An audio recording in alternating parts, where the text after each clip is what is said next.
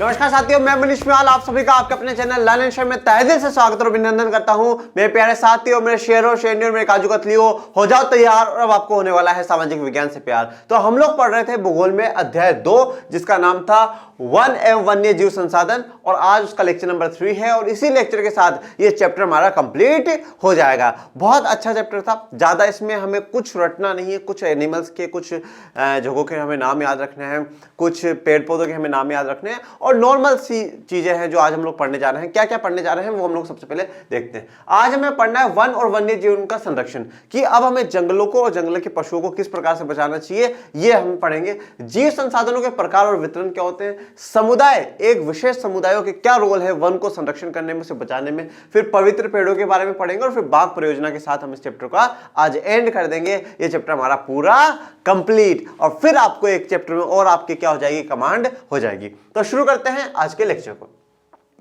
भारत में वन और वन्य जीवन का संरक्षण, तो क्या बोला है भारत में वन, वन का मतलब क्या है, जंगल।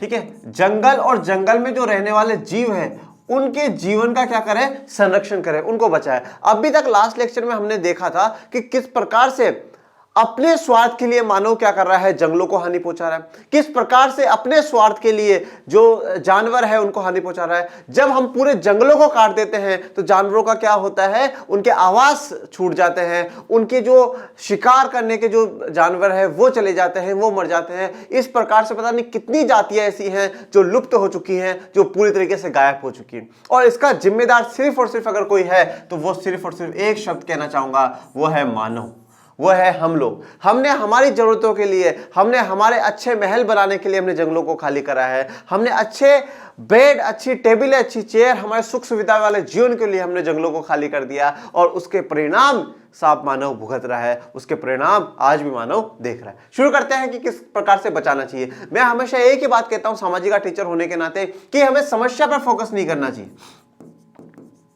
हमें समस्या पर नहीं, हमें समाधान चाहिए।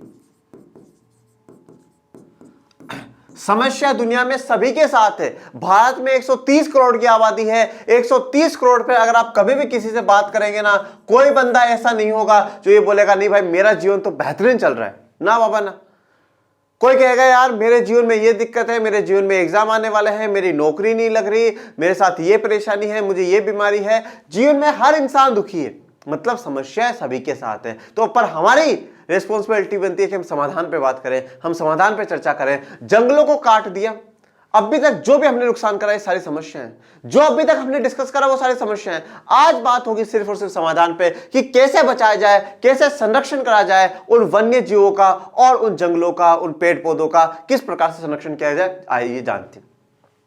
संरक्षण से पारिस्थितिकी विविधता बनी रहती है तथा हमारे जीवन साध्य संसाधन जल, वायु और मृदा बने रहते हैं। देखिए पारिस्थितिकी मैंने सबसे पहले ही बता दिया था, इकोलॉजिकल सिस्टम या इकोसिस्टम जिसे हम लोग कहते हैं वो है पारिस्थितिकी।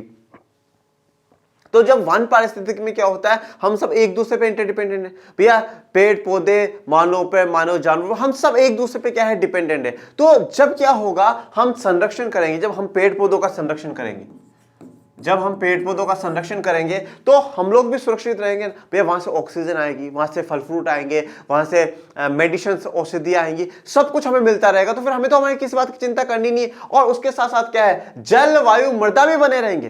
क्या बोला, हमारे जीवन साध्य संसाधन जो हमारे जीवन को साध रहे हैं, जो हमारे जीवन में जरूरी है, ऐसे संसाधन भी बने रहेंगे। जो कौन से, जल, जल हमें चाहिए, जल है तो कल है, पानी नहीं होगा तो मर जाएंगे। एक बार किसी शायर ने बहुत खूब कहा, वो कहता है कि जब एक समय जब पानी की बोतलें पैसों में बिकने लगी थी तो सच में लोगों ने उसे मजाक में लिया था कि यार पानी की बोतलें पैसों में बिकेगी, कैसी बातें करते। पर वो बिकना शुरू हुई, बिकना शुरू हुई। क्यों? क्योंकि हम लोगों ने बहुत ज्यादा अति कर दी, हम लोगों ने बहुत ज्यादा उसका दुष्प्रयोग हमने करा।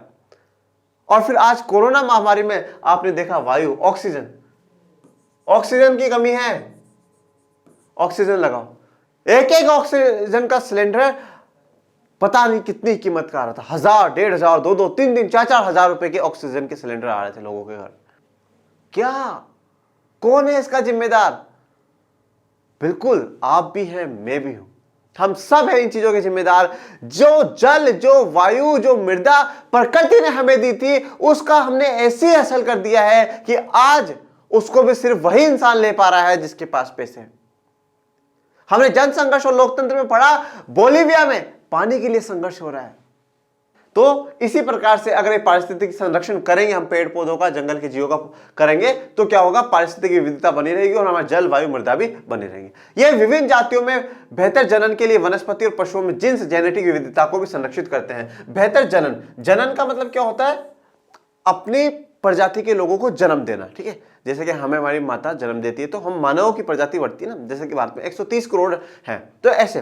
तो जब संरक्षण होगा तो हम विभिन्न जातियों को बचाएंगे। अब एक बात मुझे बताओ, जब जो जातियां लुप्त हो गई हैं, जो जातियां लुप्त हो गई, वो लुप्त तो क्यों हुई है, क्योंकि उनकी आने वाली पीढ़ियां नहीं थी ना, उनकी आने वाली पीढ़ियां नहीं थी, इसलिए वो लुप्त हो गई। तो अगर हम इनको संरक्षित कर लेते तो इनकी जो जनन शक्ति है, जनने की शक्ति है, जो बच्चे पैदा करने की शक्ति है, वो बनी रहती और ये प्रजातियां हमें देखने को मिलती। इसी प्रकार से अगर कोई पेड़ पौधा, उसको अगर हमने काट दिया, हमने उसे खत्म कर दिया, तो उस जैसी प्रजातियां हमें देखने को नहीं मिलेगी।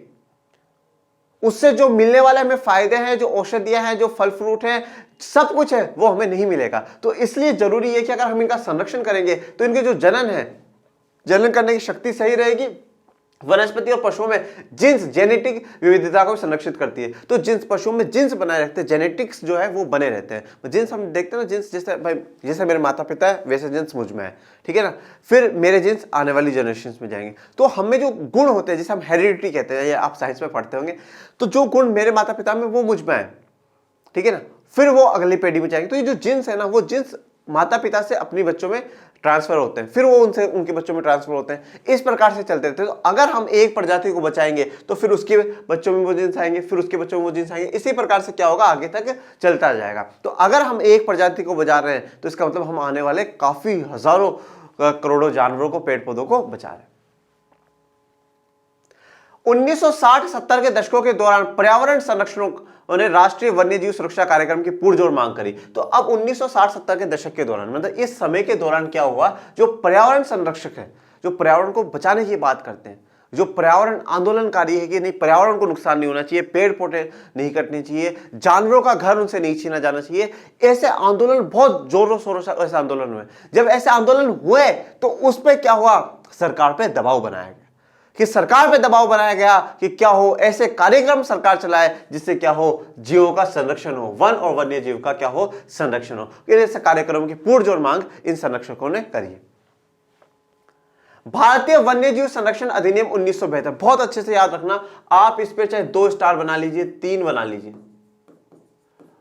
भारतीय वन्यजीव संरक्षण अधिनियम बहुत जरूरी है, बहुत बहुत ज्यादा जरूरी है। इसका ईयर बहुत जरूरी है, बहुत बार पूछा जाता है। एमसीक्यू सवाल अगर आपके बन रहे हैं, अबे सदे वाले सवाल बन रहे हैं, तो ये 100% पूछा जाएगा। अगर आपके पास 1 लाइन वाले क्वेश्चंस बन रहे हैं तो उसमें भी ये 100% पूछने के पूरे चांसेस है कि भारतीय वन जो संरक्षण अधिनियम है वो कब आया। ठीक है, भारतीय वन्य जीवन संरक्षण अधिनियम कब आया, 1972 में, या ये भी पूछ सकते हैं कि 1972 में इनमें से कौन सा अधिनियम आया। तो आपको बहुत अच्छे से ध्यान रखना है। में किया गया जिसमें वन्य जीवों के आवास संरक्षण लागू के अनेक प्रावधान किए गए। बहुत ध्यान से पढ़ना, वन्य जीवों के आवास संरक्षण, घरों, आवास मतलब जहां हम रहते हैं, उनको बचाने की जगह, जो जानवर रह रहे हैं उनको बचाने की जगहों को बचाने की बात करी है कि भैया अगर इस प्रजाति के एक ये पर्टिकुलर प्रजाति है, ये प्रजाति क्या है, इस एरिया में पाई जाएगी, तो उस एरिया को क्या है, सरकार बचाएगी। यहां पर उस एरिया को बचाने की बात हो रही है, उनके घरों को बचाने की बात हो रही है। जब उनके घर सुरक्षित रहेंगे तो वो तो सुरक्षित रहेंगे ना।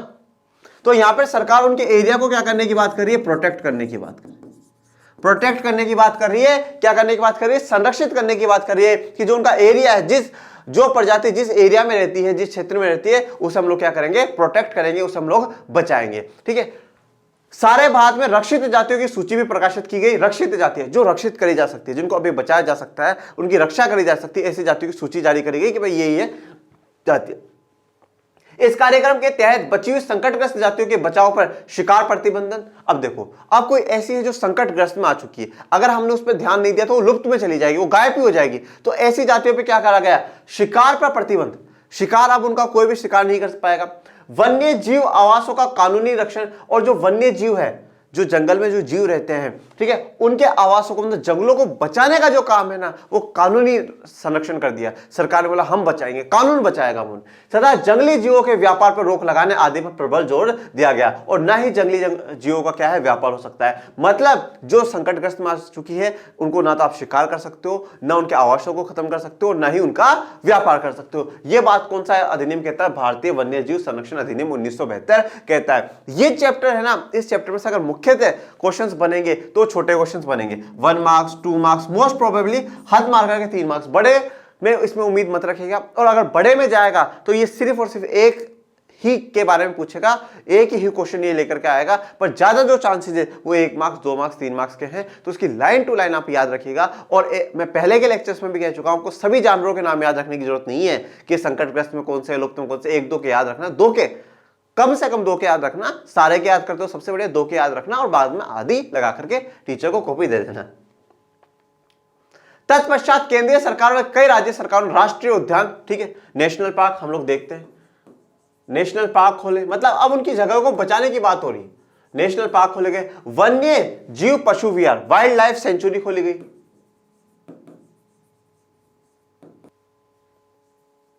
ओके, तो वाइल्ड लाइफ सेंचुरी स्थापित की गई। केंद्र सरकार ने भी करे और राज्य सरकारों ने भी करे। तो 1972 का जो अधिनियम आया वो इतना इंपॉर्टेंट हुआ कि क्या हो गया, जो पेड़ पौधे हैं, जो जीव है, उनके तो मौज हो गई कि बोला अब हमें कोई नहीं मारेगा, अब सरकार हमारे साथ है।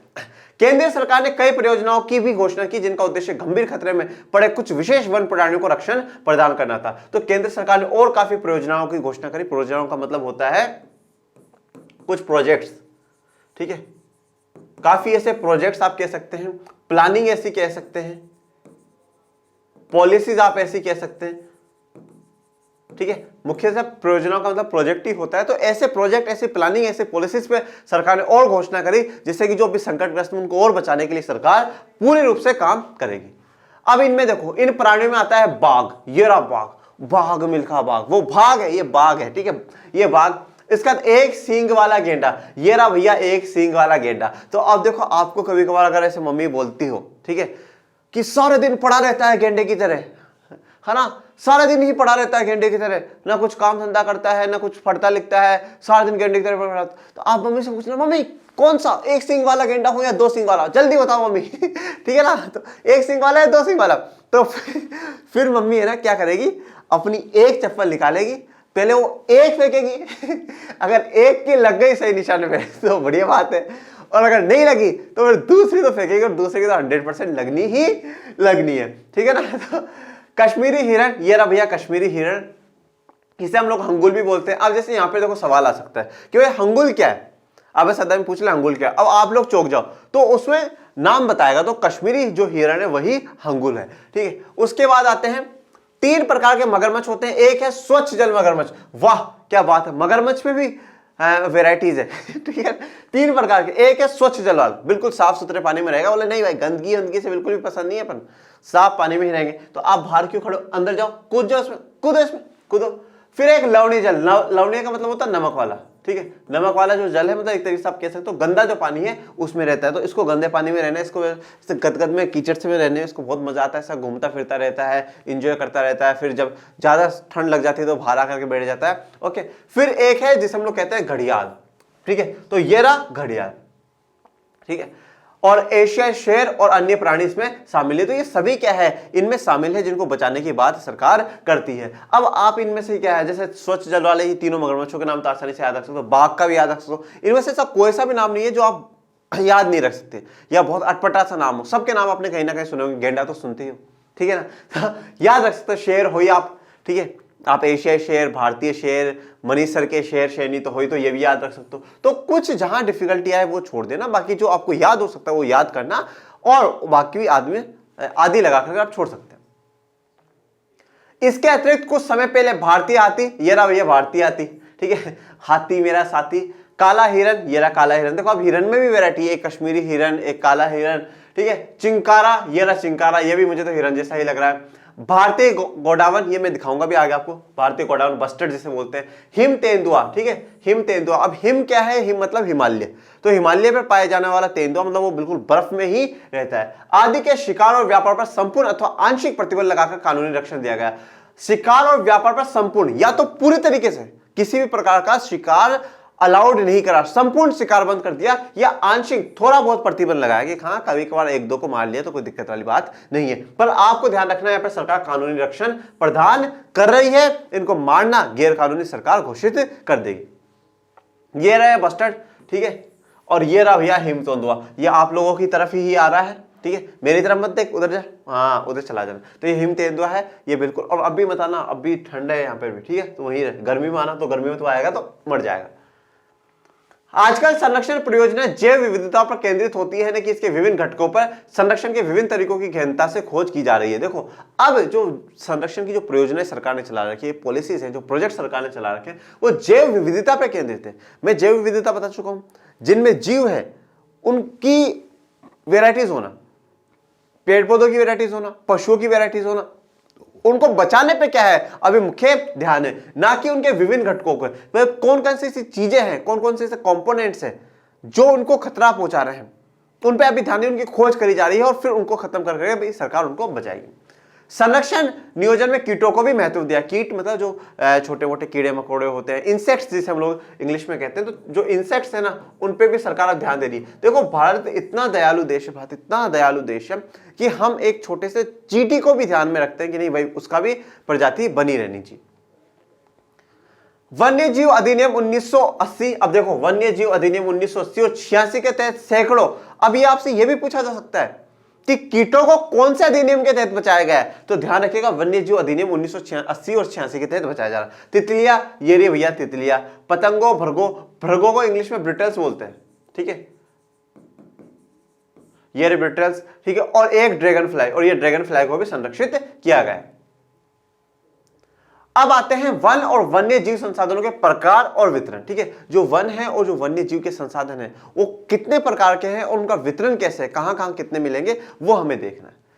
इन्हें निम्नलिखित वर्गों में बांटा गया है। सबसे पहले देखो आरक्षित वन, आरक्षित वन का मतलब आरक्षित कर दिया, रिजर्व कर दिया है, रोक दिया गया, उसे बुक्ड कर दिया। आरक्षित वन देश में आधे से अधिक वन क्षेत्र आरक्षित वन घोषित है, मतलब आधे से ज्यादा जो वन क्षेत्र है ना वो आरक्षित है, आधे से ज्यादा जो वन क्षेत्र है वो क्या है, आरक्षित है, रोके हुए हैं, सरकार ने बुक कर रखे। जहां तक वन और वन्य प्राणियों के संरक्षण की बात है, आरक्षित वनों को सर्वाधिक मूल्यवान माना जाता है। मतलब अगर कभी पेड़ पौधों को, जीवों को बचाने की बात हो, जानवरों को बचाने की बात हो, तो सबसे ज्यादा सर्वाधिक मूल्यवान किसको माना जाएगा, आरक्षित वन। मतलब आरक्षित वन में बिल्कुल पूरी तरीके से प्रतिबंध होता है कि आप शिकार नहीं कर सकते, आप उनके आवासों को नुकसान नहीं पहुंचा सकते। मतलब यहां पर पहुंचने के बाद इंसान फुली सेफ्ड है, कोई दिक्कत वाली बात नहीं है। इंसान मतलब ठीक है, जो जानवर है वो फुली सेफ्ड है, तो उसको आरक्षित वनों में घुस जाना चाहिए। फिर आते हैं रक्षित वन। रक्षित वन वन विभाग के अनुसार देश के कुल वन क्षेत्र का 1/3 हिस्सा रक्षित है, मतलब जो टोटल हमारा वन क्षेत्र है उसका 1/3 रक्षित है। इस वनों को और अधिक नष्ट होने से बचाने के लिए इनकी सुरक्षा की जाती है, मतलब इन्हें और अधिक नष्ट नहीं किया जा सकता, जितना है अब उतने पे रोक देती है। फिर आता है अवर्गीकृत वन, एक है आरक्षित फिर रक्षित, अब अवर्गीकृत। इसको वर्गीकृत ही नहीं करा, हम इसको क्लासिफाई नहीं करा, किसी वर्ग में डाला नहीं, आरक्षित वाले में भी नहीं डाला और रक्षित वाले में भी नहीं डाला, ये अवर्गीकृत है, इसको किसी वर्ग में हम लोगों ने नहीं डाला है।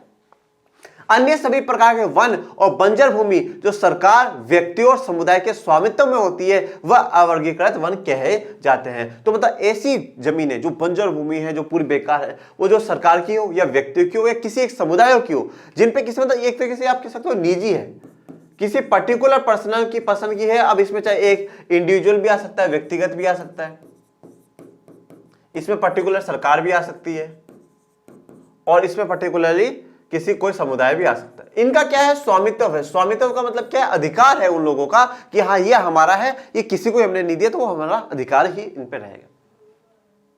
आरक्षित और रक्षित वन ऐसे स्थायी वन क्षेत्र है जिनका रख रखाव इमारती लकड़ी, अन्य वन पदार्थों और उनके बचाव के लिए किया जाता है। अब आपसे पूछ लिया जाए भाई आरक्षित और रक्षित वन को क्यों बचा रही है सरकार, तो आप बोल सकते हो कि इमारती लकड़ियों को बचाने के लिए, ये रही इमारती लकड़ी बहुत मोटी मोटी है, ठीक है, इमारती लकड़ी इनको बचाने के लिए, और बाकी जो अन्य वन पदार्थ है उनको बचाने के लिए क्या है, आरक्षित और रक्षित वन में सरकार काम कर रही है। मध्य प्रदेश में स्थायी वनों के अंतर्गत सर्वाधिक क्षेत्र है जो कि प्रदेश के कुल वन क्षेत्र का भी 75% है। तो मध्य प्रदेश में क्या है, जो सबसे ज्यादा वन क्षेत्र आपको देखने को मिलेगा, टोटल जितना है उसका 75% है। इसके अतिरिक्त जम्मू कश्मीर, तो अब हम इसमें देखते हैं, ये रहा जम्मू कश्मीर, ये रहा जम्मू कश्मीर। उसके बाद इन्होंने बोला है आंध्र प्रदेश, ये रहा आंध्र प्रदेश, ठीक है, इसमें तेलंगाना भी है वैसे, तो ये आंध्र प्रदेश। फिर है उत्तराखंड, ये रहा उत्तराखंड। फिर इन्होंने बोला है केरल, तो ये रहा केरल भैया, केरल भैया कहाँ गए, ये रहा केरल। फिर आ जाते हैं तमिलनाडु पे, तो ये रहा तमिलनाडु। फिर हम बात करते हैं पश्चिम बंगाल की, तो ये रहा बंगाल, ये रहा बंगाल। उसके बाद महाराष्ट्र, ये रहा महाराष्ट्र। ओके, तो ये सब में है बड़ा अनुपात आरक्षित वनों का, इन सब में क्या है आरक्षित वन है। जबकि बिहार, अब देख लो इसी में हम देखते हैं बिहार, ये रहा बिहार, उड़ीसा, हिमाचल प्रदेश और राजस्थान, ये रहा हमारा प्यारा राजस्थान, पधारो हमारे देश जी। तो कुल वनों में रक्षित वनों का एक बड़ा अनुपात है। ये ऊपर वाले आरक्षित वनों के हैं, ये नीचे वाले रक्षित वनों के, ठीक है, मैंने आपको मैप के साथ बता दिया। पूर्वोत्तर के सभी राज्यों में और गुजरात में अधिकतर वन क्षेत्र अवर्गीकृत वन है तथा स्थानीय समुदाय के प्रबंधन है। अब पूर्वोत्तर, ये जो पूर्वोत्तर वाला इलाका है, पूर्व उत्तर, तो पूर्व इधर है और इधर का उत्तर वाला इलाका है, ये अवर्गीकृत है और गुजरात। अब देखो, अब आपको क्या करना है, ये ध्यान रखना, आरक्षित वन क्षेत्र सबसे ज्यादा कहां पे मिलेंगे। ओके, आरक्षित वन क्षेत्र सबसे ज्यादा कहां पे मिलेंगे, तो इनमें से 2-3 के आप नाम लिख देना। ओके, रक्षित कहां मिलेंगे, इनमें से 2-3 के नाम लिख देना, और यहां तो वैसे ही 2 है, तो किसी बात की चिंता है ही नहीं। ओके, तो अब देखते हैं समुदाय और वन संरक्षण। समुदाय और वन संरक्षण, समुदाय का मतलब है एक कम्युनिटी, एक समुदाय, एक समूह क्या कर रहा है, वन का संरक्षण कर रहा है। हम देखेंगे कि हमारे देश में बहुत से ऐसे समुदाय हैं, ऐसी जातियां हैं, ऐसे लोग हैं जिन्होंने अपना जीवन सिर्फ और सिर्फ वन को संरक्षित करने पे है। मतलब वो सरकार से लड़ लेते हैं कि इस वन में किसी भी प्रकार की कोई गतिविधि नहीं करी जाएगी। ये बाहर के लोगों को जंगलों में अलाउड नहीं करते, जिससे कि वो किसी जानवरों को हानि पहुंचाए या पेड़ पौधों को हानि पहुंचाए। ओके, तो अब हम आगे बढ़ते हैं, समुदाय के बारे में जानते हैं। भारत के कुछ क्षेत्रों में तो स्थानीय समुदाय सरकारी अधिकारियों के साथ मिलकर अपने आवास स्थलों के संरक्षण में जुटे हैं, क्योंकि इसी से ही दीर्घ काल में उनकी आवश्यकताओं की पूर्ति हो सकती है। तो भारत में कुछ ऐसे क्षेत्र हैं जहां पर स्थानीय समुदाय, वहां के जो लोकल समुदाय के लोग हैं, जो लोकल ग्रुप के लोग हैं, सरकारी अधिकारियों के साथ मिलकर और उन आवासों को, उन जंगलों को, उन पेड़ पौधों को बचाने की कोशिश कर रहे हैं। क्यों, देखो अब उन जंगलों पे इन लोगों का भी जीवन टिका हुआ है। अगर वो जंगल कट गए तो इनका सारा का सारा जो जीविका का तरीका है कि वहां से कुछ फल फ्रूट लाते हैं, वहां से औषधियां लाते हैं, वो सब कुछ क्या हो जाएगी, खत्म हो जाएगी। और इनका जो दीर्घकाल मतलब होता है लंबे समय तक का जो जीवन यापन है वो पूरा खत्म हो जाएगा। तो दीर्घकाल की आवश्यकताएं टिकी हुई है उन जंगलों पर, इसलिए ये उनको बचा रहे हैं, संरक्षित कर रहे हैं।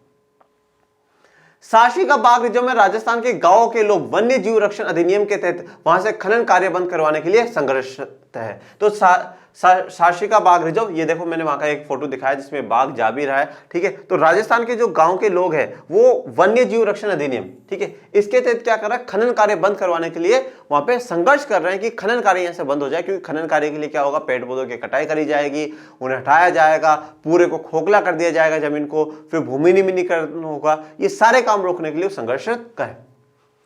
कई क्षेत्रों में तो लोग स्वयं वन्य जीव आवासों की रक्षा कर रहे हैं और सरकार की ओर से हस्तक्षेप भी स्वीकार नहीं कर रहे हैं। तो कुछ लोग तो पूरे वन्य जीव की खुद रक्षा कर रहे हैं, उन जंगलों की रक्षा कर रहे हैं, उन पेड़ पौधों की, उन जानवरों की रक्षा कर रहे हैं, और सरकार को भी कह रहे हैं किसी प्रकार का हस्तक्षेप ना करे, किसी भी प्रकार का कोई इंटरफेयर बिल्कुल भी ना करे। राजस्थान के अलवर जिले में 5 गांवों के लोगों ने तो 1200 हेक्टेयर वन भूमि भैरवदेव डाकऊ सोंचरी घोषित कर दी, जिसके अपने ही नियम कानून है जो शिकार वर्जित करते हैं तथा भारी लोगों की घुसपैठ से यहाँ के वन्य जीवन को बचाते हैं। अब राजस्थान के जो अलवर जिले में, ठीक है, जिला है अलवर, उसमें जो 5 गांव है ना, उन्होंने 1200 हेक्टेयर, बहुत बड़ी जमीन होती, 1200 हेक्टेयर को क्या है घोषित कर दिया, खुद ही नाम दे दिया भैरवदेव डाक सेंचुरी घोषित कर दिया उसको। और वहां पर उनके खुद के कानून कायदे हैं, किसी भी वन्य जीवन को ना मारने देंगे, ना किसी कोई बाहर का आदमी आता है उसे ना जाने देंगे, किसी को भी अलाउड नहीं कर रहे। ये डेडिकेशन है वन्य जीव आवासों को बचाने के प्रति, वन्य जीवन को बचाने के प्रति। ये सच में बहुत गजब का जो काम ये लोग कर रहे हैं, इसके लिए सैल्यूट करते हैं, सच में बहुत गजब का काम है। हिमालय में प्रसिद्ध चिपको आंदोलन कई क्षेत्रों वन कटाई रोकने में ही कामयाब नहीं रहा, अपितु यह भी दिखाया गया कि स्थानीय पौधों की जातियों को प्रयोग करके सामुदायिक वनीकरण अभियान को सफल बनाया जा सकता है। तो देखो जो चिपको आंदोलन हुआ हिमालय में, जैसे कि एक इमेज दिखाई चिपको आंदोलन की कि भाई पेड़ को बचाए हुए, चारों तरफ औरतें खड़ी हुई हैं और उसको पेड़ को बचाए। तो चिपको आंदोलन से सिर्फ वन कटाई तो रोकने में सफल ही हुए हैं वो लोग, उसके साथ साथ ये भी दिखाया कि अगर स्थानीय पौधों की जातियों का हम प्रयोग करें तो हम बहुत कुछ यूज कर सकते हैं, हम बहुत अच्छा इस्तेमाल कर सकते हैं, हमें यूज करना चाहिए। पर यह नहीं है कि हम जंगलों को उनको पूरा खत्म कर दें। पारंपरिक संरक्षण तरीकों को पूर्ण जीवित अथवा पारिस्थितिक कृषि के नए तरीकों का विकास व्यापक हो गया है। तो जो पारंपरिक संरक्षण है, जो हम पहले से पारंपरिक परंपराओं के तहत संरक्षण करते हुए आ रहे हैं, उनको पूर्ण जीवित करा और पारिस्थितिकी बनाए रखना कि भाई पेड़ पौधे भी बने रहे, वन्य जीवन भी बना रहे, ये काम इन लोगों ने करा है। टिहरी में किसानों का बीज बचाओ आंदोलन और नवदानीय ने दिखाया है कि रासायनिक उर्वरकों के प्रयोगों के बिना भी विविध फसल उत्पादन द्वारा आर्थिक रूप से व्यवहारिक कृषि उत्पादन संभव है। जो अब टिहरी में जो किसान आंदोलन हुआ, उन्होंने अब पुराने जो पारंपरिक बीज, मैंने क्या बोला, परंपरा के तरीके से, मतलब यहाँ पे हम लोग पढ़ते हैं ना HYV सीड्स, तो वो HYV सीड्स को बंद करा, ठीक है। जो अच्छे वाले फर्टिलाइजर्स हैं, केमिकल वाले फर्टिलाइजर्स हैं, उनको बंद करा। तो यहाँ पे सिर्फ और सिर्फ उन्हीं चीजों का इस्तेमाल करा गया है जो परंपराओं में है, पारंपरिक तरीके से जो चलती हुई आ रही है, उन्हीं का ही इस्तेमाल करा गया है। ये चीज दिखाई है कि भाई अगर हम हमारी परंपरागत चीजों का इस्तेमाल करेंगे तो भी हम अच्छा उत्पादन कर सकते हैं। भारत में संयुक्त वन प्रबंधन कार्यक्रम शहरी वनों के प्रबंध और पूर्ण निर्माण में स्थानीय समुदाय की भूमिका के महत्व को उजागर करते हैं। तो जो संयुक्त वन प्रबंधन में मतलब सरकार और स्थानीय समुदाय दोनों मिलकर के वन को बचाने का काम कर रहे हैं। औपचारिक रूप में इन कार्यक्रमों की शुरुआत में हुई जब ओडिशा राज्य ने संयुक्त वन प्रबंधन का पहला प्रस्ताव पास करा। तो संयुक्त वन प्रबंधन का अगर सबसे पहला प्रस्ताव पास करा तो किसने करा? ओडिशा ने करा। इस पर आपके MCQ बिल्कुल बन सकता है कि संयुक्त वन प्रबंधन का सबसे पहले प्रस्ताव किसने पारित करा था? ओडिशा ने पारित करा था। वन विभाग के अंतर्गत संयुक्त वन प्रबंधन शहरी वनों के बचाव के लिए कार्य करता है और इसमें गांव के स्तर पर संस्थाएं बनाई जाती है जिसमें ग्रामीण और वन विभाग के अधिकारी संयुक्त रूप में कार्य करते हैं। तो यही बात मैंने आपको कही कि अधिकारी, सरकार के अधिकारी और स्थानीय समुदाय के लोग मिलकर के काम करते हैं। यह आपसे अगर पूछ लिया जाए, 2 मार्क्स का सवाल आ जाए कि संयुक्त वन प्रबंधन से आप क्या समझते हैं या वो क्या है, तो आप उसमें लिखिएगा कि जो वन है, जो जंगल है, उनको बचाने के लिए वन विभाग के अधिकारी और वहां के स्थानीय समुदाय, जिनकी संस्थाएं बना करके सरकार काम करती है, दोनों मिलकर के काम कर रहे हैं और जंगलों को बचाने का काम कर रहे हैं। इसके बदले ये समुदाय मध्य स्तरीय लाभ जैसे गैर इमारती वन उत्पादों के हकदारी होते हैं तथा सफल संरक्षण से प्राप्त इमारती लकड़ी लाभ में भी भागीदारी होते हैं। तो अब इन जो समुदाय बचा रहे हैं उनको क्या मिल रहा है? एक तो देखो कि जो गैर इमारती वन उत्पाद, गैर इमारती लकड़ियां हमने देखी थी, जो गैर इमारती वन उत्पाद है वो ले लेते हैं तो उसका भी उनको फायदा मिलता है। और जब इमारती लकड़ी बाहर जाती है तो उसमें भी क्या है, उनको लाभ भी मिलता है, उनको फायदा मिलता है। 50-50 सरकार और ये करते हैं। तो इनके वजह सबसे, देखो मैं हमेशा यही बात कहता हूं कि विकास होना बहुत जरूरी, विकास, देश का डेवलपमेंट होना बहुत जरूरी। डेवलपमेंट का मतलब, विकास का मतलब कभी भी यह नहीं होता है कि हम पूरी तरीके से जंगलों को खत्म कर दें, ठीक है। अगर हमने ये नियम बनाया है कि भाई 33% जंगल जल होना चाहिए तो रखो ना यार। वो 33% वन है ना, 130 करोड़ लोगों की जान बचाएगा। वो 130 करोड़ लोगों को पता नहीं कितना ही जीवन दान देगा। हमने कैंसर के रोग में हमारे पेड़ों से निकलने वाले रसायन को हम इस्तेमाल कर रहे हैं, टक्सोल। तो अगर वो खत्म हो जाएंगे तो फिर कहां से आएंगे? सोचिए आप जरा। ये समय की मांग है कि हम लोग क्या है, इन चीजों को बचाएं, इनका संरक्षण करें, नहीं तो एक दिन पूरी तरीके से क्या है, तबाही तबाही और त्राही त्राही पूरी तरफ हमें देखने को मिलेगी। भारत में पर्यावरण के विनाश और पूर्ण निर्माण की क्रियाशीलताओं से सीख मिलती है कि स्थानीय समुदाय को हर जगह प्राकृतिक संसाधन प्रबंधन में शामिल करना चाहिए। तो इससे हमें ये सीख मिलती है कि जो स्थानीय समुदाय है या वहां की लोकल संस्था है, उनको क्या करें, पर्यावरण को बचाने में उनकी मदद लेनी चाहिए। एक तो क्या होता है, जब आप लोगों को जोड़ लोगे ना तो लोग सोचेंगे वाह देखो यार, सरकार मेरे से पूछ करके काम करे, वाह यार वाह। दूसरी बात क्या है, एक बार कभी कभी ये भी कहा जाता है कि अगर आप चोर को ही चौकीदार बना दोगे, ठीक है ना, अगर आप चोर को ही चौकीदार बना, देख आज से तेरी जिम्मेदारी है, घर में चोरी नहीं होनी चाहिए, है ना, तो क्या होगा वो, हाँ यार चोरी नहीं होनी चाहिए यार, मैं चौकीदार हूं, नहीं कैसे हो जाएगी चोरी? तो मतलब एक तरीके से आपने उन्हीं लोगों को रेस्पॉन्सिबिलिटी देती जो काम कर रहे हैं। भाई आप कहते हो कि जंगल इसलिए खराब हो रहे क्योंकि ये लोग लकड़ियां काट करके ले आते हैं, हाँ, ये और कामों के लिए लकड़ियां ले जाते हैं, तो ठीक है ना, इन्हीं को जिम्मेदारी दे दो फिर। बोले देखो जंगल नहीं कटना चाहिए, सरकार ने बोला है, तुम्हारी जिम्मेदारी है, तुम्हारी। जैसे कि जो सबसे खराब बच्चा हो क्लास का उसी को मॉनिटर बना दो, उसी को मॉनिटर बना दो, बोल देख आज से कोई भी क्लास में शैतानी करेगा ना तेरी जिम्मेदारी। और अच्छा मेरी जिम्मेदारी, तो खुद ही करना छोड़ देगा।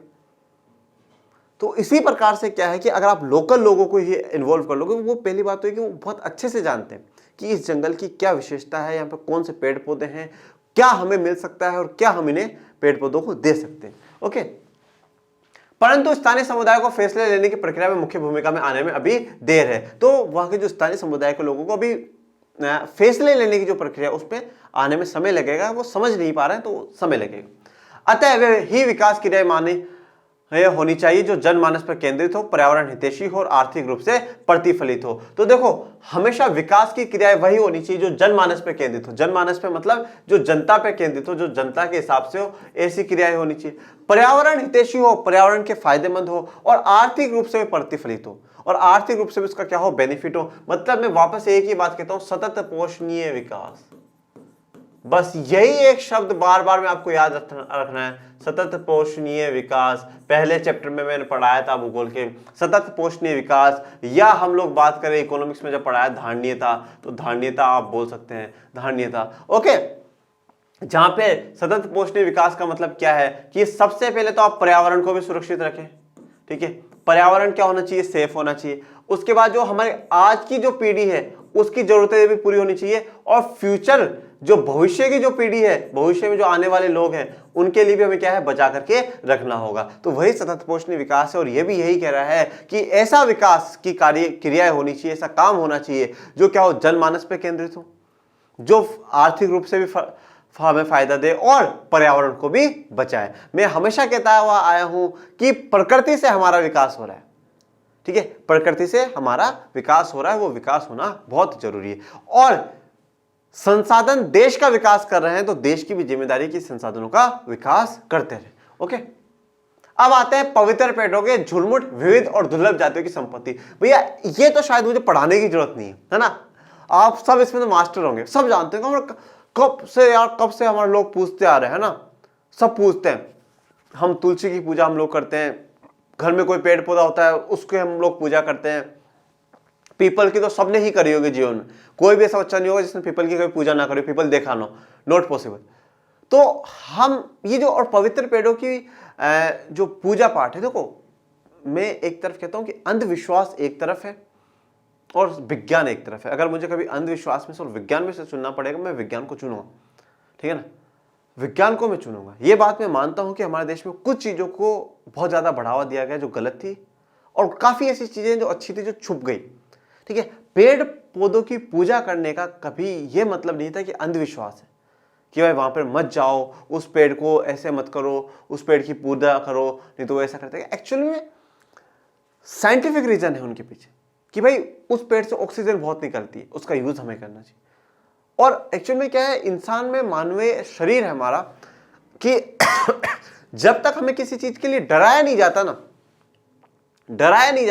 तब तक हम उस चीज को मानते नहीं, हम मानते नहीं।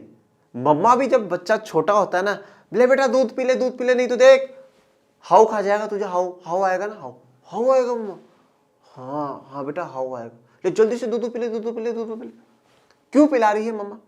अगर दूध नहीं पिएगा तो सच में हाउ आएगा? कोई नहीं आएगा, हमने नहीं देखे आज तक कोई नहीं आया। पर क्यों? क्योंकि दूध पिलाया है मदर ने, बिकॉज कि उसका जो शरीर है वो हेल्थी रहे। वहां पर माँ की भावना ये नहीं कि मेरा बच्चा डरपोक बने या उसे डर लगे, नहीं। जब वो 10 साल का होता है, 12 साल का होता है, 15 साल तक का होता है, मम्मा हाउ तो आता ही नहीं है, मैंने कल दूध नहीं पिया, कल तो हाउ आया ही नहीं बेटा देख कल नहीं आया, कोई बात नहीं। फिर वो धीरे धीरे बच्चा समझने लग जाता है कि मुझे मदर ने क्यों दूध के लिए इतना फोर्स करा। तो पवित्र पेड़ों को बचाने की जो हमारे नियम है वो इस प्रकार से है कि हम पर्यावरण को संरक्षित करके रखें, पर्यावरण को बचा करके रखें। जैसे बिहार में छठ पूजा होती है, तो छठ पूजा शायद सूर्यदेव की ही पूजा होती है, मैं उस पर पूरा श्योर नहीं हूँ। आप जो बिहार से हैं आप उस चीज़ को समझते होंगे, और अगर मैं सही हूँ तो आप लोग मुझे कमेंट बॉक्स में बताइएगा। सूर्य की पूजा होती है, नदी पे ले जा करके बिल्कुल वो आप जो भी प्रसाद प्रसाद चढ़ाते हैं, बहुत बढ़िया, अच्छी बात है। प्रकृति की पूजा होती रहनी चाहिए, ठीक है। प्रकृति ने ही हमें सब कुछ दिया है, तो प्रकृति की पूजा होना बहुत जरूरी है। प्रकृति की पूजा सदियों पुराना जनजातीय विश्वास है। जनजातीय मतलब जो आदिवासी समुदाय है, उनका बहुत बड़ा विश्वास है। वो क्या है, प्रकृति की पूजा करते हैं। आप आदिवासी समुदाय जो जंगलों में रहते हैं उनको देखिएगा, वो सूरज की पूजा करेंगे, वो पेड़ पौधों की पूजा करेंगे, वो पानी की पूजा करेंगे, जिसका आधार प्रकृति के हर रूप की रक्षा करना है। तो प्रकृति का जो भी रूप है, जो प्रकृति से मिला, उस हर रूप की रक्षा करना ही उनका आधार है। इन्हीं विश्वासों ने विभिन्न वनों को मूल एवं कौमार्य रूप से बचाकर रखा है, जिन्हें पवित्र पेड़ों के झुंड देवी देवताओं के वन कहते हैं। तो यह विश्वास ही क्या है, आज भी हजारों लाखों पेड़ों को बचाए रखे हुए हैं, और इन्हें हम क्या कहते हैं, पवित्र पेड़ों के झुरमुट। मतलब क्या है, देवी देवताओं के वन है, भगवान का जंगल है, देवी देवताओं के जंगल है। अब भगवान का जंगल है, किसी की हिम्मत है जाकर के काटेगा? नहीं नहीं, भगवान काट दोगे तो ऐसा नहीं भगवान आप पे कुछ गलत कर देगा, भगवान सबका भला करता है। पर वो इसलिए डर डाल रखा है जिससे कि क्या हो, लोग उन्हें ना काटे, नहीं तो वो लोग उन्हें भी क्या कर देंगे, काट देंगे। ये जैसे कि पीपल का पेड़ है, और यहाँ पर काफी लोगों ने जो घर की मूर्ति होती है, जो खंडित मूर्ति हो जाती है देवी देवता की, वो लाकर भी रख देते हैं। काफी चीजें होती है। ये हो प्रभु। कुछ समाज कुछ विशेष पेड़ों की पूजा करते हैं और आदिकाल से उनका संरक्षण करते आ रहे हैं, तो काफी समय से उनको बचाते हुए आ रहे हैं कुछ समाज के लोग। छोटा नागपुर क्षेत्र, छोटा नागपुर आपको छत्तीसगढ़ की तरफ देखने को मिलेगा। मुंडा और संथाल जनजाति, मुंडा और संथाल जनजाति है, वहां के आदिवासी समुदाय की ग्रुप है। महुआ और कदम के पेड़ों की पूजा करते हैं। ये रहा महुआ और ये रहा कदम का पेड़, इनकी पूजा करते हैं। ओडिशा और बिहार की जनजातियां शादी के दौरान, वाह, तो अगर भैया ओडिशा वाले तो शायद नहीं है, पर बिहार वाले जो हो तो मुझे जरूर बताइएगा, सच में ऐसा होता है कि जनजाति के लोग हैं, जो आदिवासी जो समुदाय के लोग हैं, वो इमली और आम के पेड़ की पूजा करते हैं। तो ये रहा इमली और ये रहा आम के पेड़ की पूजा करते हैं। हमें से बहुत से व्यक्ति पीपल और वट वृक्ष को पवित्र मानते हैं। ये रहा पीपल और ये रहा वट वृक्ष, जिसे हम लोग क्या कहते हैं, बरगद का पेड़ भी कहते हैं, ठीक है। तो पीपल और बरगद, इनको हम लोग क्या है, पवित्र बहुत मानते हैं। और काफी बार मामा कहती है बरगद के पेड़ के उधर मत जाना, वहाँ ऐसा रहेगा, ऐसे डराएगा तुझे, ऐसे है ना। तो वो कुछ ऐसी कहानियां भी मेरी सुनी हुई है, ठीक है। पर हम लोग पवित्र मानते हैं सब। भारतीय समाज में अनेकों संस्कृतियां हैं, और प्रत्येक संस्कृति में प्रकृति और इसकी कृतियों को संरक्षित करने के अपने पारंपरिक तरीके हैं। तो भारतीय समाज में काफी संस्कृतियां का मतलब यहाँ पे काफी विविधता है, ठीक है। तो अलग अलग समुदाय, अलग अलग जाति के, अलग अलग धर्म के लोग अलग अलग प्रकार से पेड़ों को संरक्षित करने की बात करते हैं। और हमारे संविधान ने भी एनवायरनमेंट को बचाने की बात करी है, संरक्षित करने की बात करी।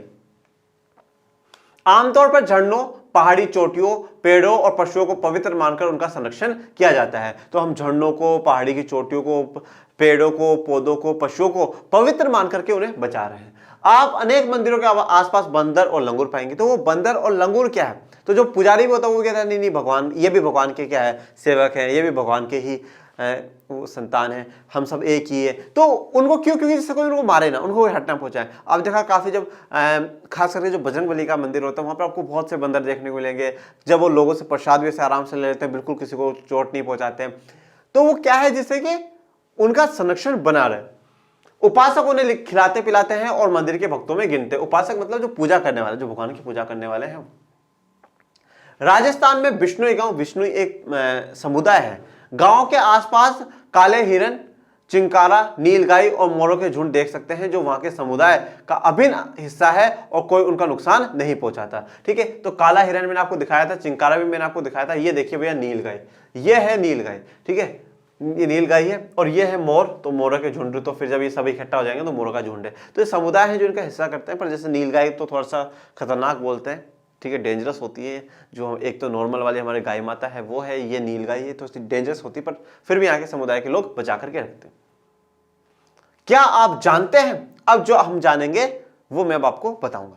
तो अब जानते हैं बाघ परियोजना, या जिसे हम लोग कहते हैं टाइगर प्रोजेक्ट। क्या कहेंगे, टाइगर प्रोजेक्ट।